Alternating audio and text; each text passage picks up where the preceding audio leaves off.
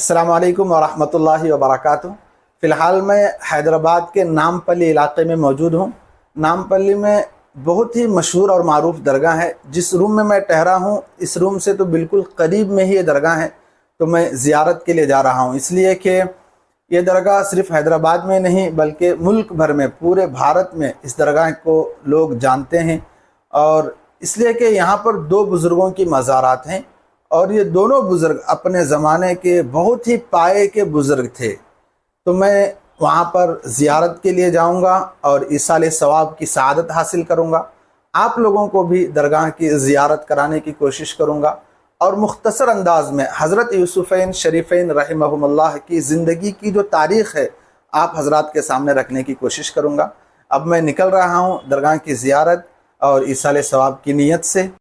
अल्हम्दुलिल्लाह मैं हज़रत यूसुफ़ुद्दीन और शरीफ़ुद्दीन रहमहुमुल्लाह के मज़ार पर हाज़िरी देने के लिए और ईसाले सवाब की नीयत से यहाँ पर आया हूँ। आप पीछे देख सकते हैं, ये मज़ार में अंदर दाखिल होने का मेन गेट है। इंशाल्लाह मैं आप लोगों को भी ज़ियारत कराऊँगा और इसी तरीके से हज़रत की जो मुख्तसर तारीख़ है आपके सामने बताने की कोशिश करूँगा इंशाल्लाह।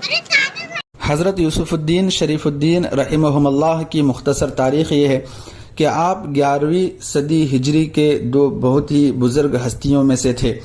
आप दो जिस्म थे लेकिन एक ही जान थे, यानी आपकी दोस्ती बहुत ही मशहूर थी। आपकी जो दोस्ती हुई हज के मौसम में हुई। आप मुल्क शाम से ताल्लुक़ रखने वाले हजरात थे और आप पीर भाई थे। हज़रत शेख़ुश्शयूख़ शाह कलीमुल्लाह जहां आबादी से आपने बैत हासिल की और आप ही से आप दोनों ने खिलाफत हासिल की। हज़रत शेख़ुश्शयूख़ शाह कलीमुल्लाह जहां आबादी से जो मोहब्बत थी, अपने पीर से जो उनका ताल्लुक़ था, ये ताल्लुक़ आप दोनों हजरात को मुल्क शाम से हिंदुस्तान खींच लाया। और जब आपने हज़रत शेख़ुश्शयूख़ शाह कलीमुल्लाह जहां आबादी से बैत हासिल करके खिलाफत हासिल की, तो आप हज़रत औरंगज़ेब आलमगीर रहमतुल्लाहि अलैह की फ़ौज में दाखिल हो गए और वहाँ से आप हैदराबाद तशरीफ़ लाने का वाक़या ये है कि जब हज़रत औरंगज़ेब आलमगीर रहमतुल्लाहि अलैह गोलकुंडा किले को फ़तह करने के लिए दक्कन तशरीफ़ लाए, तो आप ही की फ़ौज में शामिल होकर हज़रत यूसुफ़ुद्दीन शरीफ़ुद्दीन रहमहुमुल्लाह भी दक्कन तशरीफ़ लाए। और हज़रत औरंगज़ेब आलमगीर रहमतुल्लाहि अलैह की जो फ़ौज थी, मुग़लिया सल्तनत की जो फ़ौज थी, कई महीनों तक गोलकुंडा किले को फ़तह करने के लिए कोशिश करती रही, लेकिन गोलकुंडा किला फ़तह नहीं हो रहा था। हज़रत औरंगज़ेब आलमगीर रहमतुल्लाहि अलैह परेशान थे कि इतनी ताकत लगाने के बावजूद गोलकुंडा फ़तह क्यों नहीं हो रहा है, और गोलकुंडा फ़तह न होने की जो वजह थी वो अलग ही थी। तो बहरहाल हुआ, गोलकुंडा की जो तारीख़ है और गोलकुंडा किला जो है उसके वहाँ पर भी मैं जाऊँगा और गोलकुंडा किला आपको दिखाऊँगा और उसकी मुख्तसर तारीख़ भी बताने की कोशिश करूँगा इंशाअल्लाह। लेकिन उससे पहले ये जान लें कि गोलकुंडा फ़तह करने के लिए जो फ़ौजें वहाँ पर डेरा डाली हुई थी, अचानक से एक रात तूफ़ान आता है और तूफ़ान की वजह से फ़ौज के सारे डेरे और सारे के सारे ख़ीमे उड़ कर चले जाते हैं और फ़ौज पूरी की पूरी तहस नहस हो जाती है। फ़ौज का बहुत बड़ा नुकसान होता है। हज़रत औरंगज़ेब आलमगीर रहमतुल्लाहि अलैह फ़ौज का जायज़ा लेने के लिए जब ख़ीमे की जगहों में आते हैं तो एक चीज़ देखकर बहुत ताज्जुब में पड़ते हैं, और वो चीज़ ये थी कि पूरी की पूरी ख़ीमे तहस नहस हो गए थे और पूरे के पूरे डेरे जो है उड़ कर चले गए थे तूफ़ान में। लेकिन एक ख़ीमा ऐसा था जो बिल्कुल सलामत था, और मज़ीद बरा ये कि उस ख़ीमे में दिया जल रहा था और फिर उस ख़ीमे के अंदर से कुरान करीम की तिलावत की आवाज़ आ रही थी। हज़रत औरंगज़ेब आलमगीर रहमतुल्लाहि अलैह को बड़ा ताज्जुब होता है कि इतना बड़ा तूफ़ान जो पूरी मुग़लिया सल्तनत के फ़ौज को तहस नहस कर दिया और पूरे के पूरे ख़ीमे उखाड़ कर फेंक दिया, लेकिन एक ख़ीमे तक पहुँचने की उसकी ताकत नहीं हो सकी और इस ख़ीमे में जलने वाले दिए को बुझाने की उसकी हिम्मत नहीं हो सकी।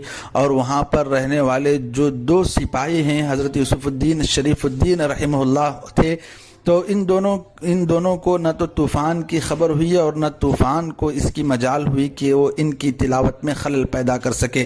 تو بہرحال حضرت اورنگزیب عالمگیر رحمۃ اللہ علیہ اس خیمے کے قریب میں جاتے ہیں اور دونوں بزرگ ہستیوں سے بات چیت کرتے ہیں اور گزارش کرتے ہیں کہ آپ جیسے بزرگ ہستیاں ہمارے فوج میں شامل ہونے کے باوجود ہم گولکنڈہ قلعے کو فتح کیوں نہیں کر پا رہے ہیں۔ تو اس وقت حضرت یوسف الدین اور شریف الدین رحمہ اللہ یہ جو دونوں بزرگ ہیں حضرت اورنگزیب عالمگیر رحمۃ اللہ علیہ سے کہتے ہیں کہ گولکنڈہ قلعے کی حفاظت کے لیے ایک قطب بیٹھے ہوئے ہیں، جب تک وہ قطب گولکنڈہ قلعے میں بیٹھے ہوں گے آپ گولکنڈہ قلعے کو فتح نہیں کر سکتے۔ حضرت اورنگزیب عالمگیر رحمۃ اللہ علیہ یہ سن کر حیران ہوتے ہیں اور حضرت یوسف الدین شریف الدین رحمہ اللہ سے اس کا حل طلب کرتے ہیں کہ اس کا کچھ نہ کچھ آپ ہی حل بتا دیں۔ تو حضرت یوسف الدین شریف الدین رحمہ اللہ ایک پرچے پر کچھ لکھ کر بادشاہ سے کہتے ہیں کہ لنگر خانے میں ایک مورچی بیٹھا ہوا ہے، آپ جائیں اور اس کو ایک خط دے دیں۔ بادشاہ لنگر خانے جاتے ہیں اور اس موچی کو وہ خط دیتے ہیں تو موچی غصے میں آ کر خط واپس کر دیتے ہیں۔ بادشاہ اس خط کو لے کر دونوں بزرگ یعنی حضرت یوسف الدین شریف الدین رحمہ اللہ کے پاس آتے ہیں اور خط واپس دیتے ہیں۔ تو پھر حضرت یوسف الدین اور شریف الدین رحمہ اللہ کہتے ہیں کہ قلعے کو فتح کرنا بہت مشکل ہے، کیونکہ وہاں پر جو موچی بیٹھے ہوئے ہیں وہ قطب ہیں اور وہ اس قلعے کی حفاظت کے لیے بیٹھے ہوئے ہیں۔ تو حضرت بادشاہ سلامت پھر سے حضرت یوسف الدین اور شریف الدین رحمہ اللہ سے گزارش کرتے ہیں کہ آپ ہی کچھ کریں۔ تو حضرت یوسف الدین شریف الدین رحمہ اللہ اشاروں کی زبان میں ایک خط لکھتے ہیں اور کہتے ہیں کہ دوبارہ موچی کے پاس جائیں، شاید وہ بات مان جائیں۔ بادشاہ اس خط کو لے کر قلعے میں بیٹھے ہوئے موچی کے پاس جاتے ہیں، لنگر خانے میں بیٹھے ہوئے موچی کے پاس جاتے ہیں اور وہ خط دیتے ہیں تو موچی وہاں سے یہ کہہ کر اٹھتے ہیں کہ حفاظت ختم، یعنی میں اب تک جو حفاظت کرتے ہوئے بیٹھا تھا اب میں حفاظت کی ذمہ داری سے ہٹا لیتا ہوں، یہ کہہ کر وہاں پر بیٹھے ہوئے موچی اٹھ کر چلے جاتے ہیں۔ اس واقعے کے بعد یعنی موچی وہاں سے اٹھ کر چلے جانے کے بعد اگلے دن حضرت اورنگزیب عالمگیر رحمۃ اللہ علیہ کی فوج قلعے کو فتح کر لیتی ہے۔ تو قلعہ فتح ہونے کے بعد حضرت یوسف الدین شریف الدین رحمہ اللہ کی کرامت ظاہر ہوتی ہے اور سب لوگوں کو پتہ چلتا ہے کہ حضرت اورنگزیب عالمگیر رحمۃ اللہ علیہ نے گولکنڈہ قلعے کو جو فتح کیا وہ حضرت یوسف الدین اور شریف الدین رحمہ اللہ کی دعاؤں کی برکت سے کیا تھا۔ تو حضرت یوسف الدین اور شریف الدین رحمہ اللہ کے جو کرامات ہیں اور بھی بہت ساری کراماتیں مشہور ہیں ان کے زمانے میں، لیکن جب یہ کرامت ان کی ظاہر ہوئی تو یہ فوج سے الگ ہو جاتے ہیں اور عبادت میں اور لوگوں کی خدمت میں مخلوق کی خدمت میں بس جاتے ہیں۔ اب یہ جو جہاں پر مزار ہے یہیں پر وہ رہنے لگتے ہیں اور پھر یہیں پر ان کا انتقال بھی ہوتا ہے اور یہیں پر ان کے مزارات بھی موجود ہیں۔ ان کی دوستی بہت ہی گہری تھی، یہاں تک کہ یہ دونوں ساتھ جیے اور جب مرنے کا وقت آیا دنیا سے جانے کا وقت آیا تو دونوں ایک ہی دن ایک ہی ساتھ چلے گئے۔ واقعہ یہ بتایا جاتا ہے کہ حضرت یوسف الدین رحمہ اللہ کا پہلے وصال ہوا، اس وقت حضرت شریف الدین رحمہ اللہ کہیں باہر چلے گئے تھے۔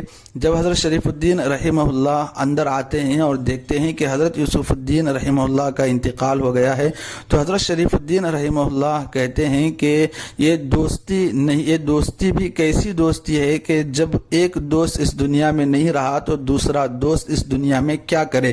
یہ کہہ کر حضرت شریف الدین رحمہ اللہ چادر اوڑھ کر حجرے میں سو جاتے ہیں اور جب اسی وقت آپ بھی اس دنیا سے رحلت فرما جاتے ہیں۔